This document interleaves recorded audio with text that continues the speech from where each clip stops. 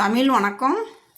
நம்ம இன்றைக்கி முருங்கைக்கீரையும் காணப்பயிரும் பொரியல் பண்ண போகிறோம். பாருங்கள், காணப்பயிறு ஊற வச்சு நைட்டுக்கு ஊற வச்சு காலையில் வேக வச்சு எடுத்து வச்சுருக்கோம். அதில் கொஞ்சம் எடுத்து வச்சுருக்கோம். சாப்பாட்டுக்கு எடுத்துல கொஞ்சம் எடுத்து வச்சுருக்கோம்.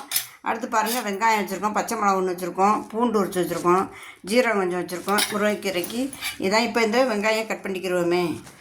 இந்த வெங்காயம் பச்சை மிளகா எல்லாமே இதில் போட்டுக்கிட்டோம். பாருங்கள், கட் பண்ணிக்கிட்டோம். எல்லாமே இதில் போட்டு கட் பண்ணி எடுத்துக்கிட்டோம். இப்போ ஒரு எண்ணெய் சட்டி வைக்கணும். எண்ணெய் சட்டி வச்சுக்கிட்டோம். ஜீரகம் போட்டுக்கிட்டோம். ஜீரகத்துக்கு அப்புறம் இந்த கட் பண்ணி வச்சுருக்கோம் இல்லைங்களா, இதை போட்டுக்கிறோம்.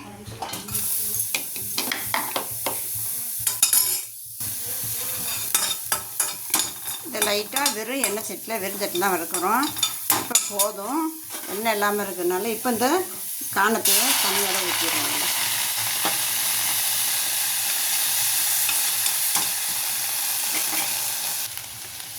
இப்போ பாருங்கள், இந்த கீரையை இதில் சேர்த்துருவோம்.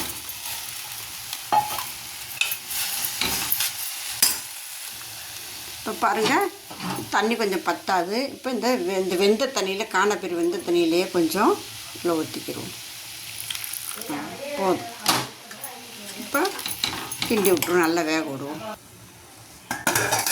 கீரையை மூடி வச்சு வச்சிங்கன்னா அது சீக்கிரம் வெந்துடும். பாருங்கள்,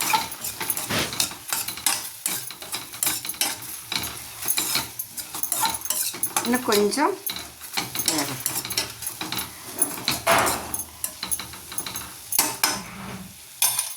மூடிடுவோம். பாருங்கள், கீரை வெந்துருச்சு.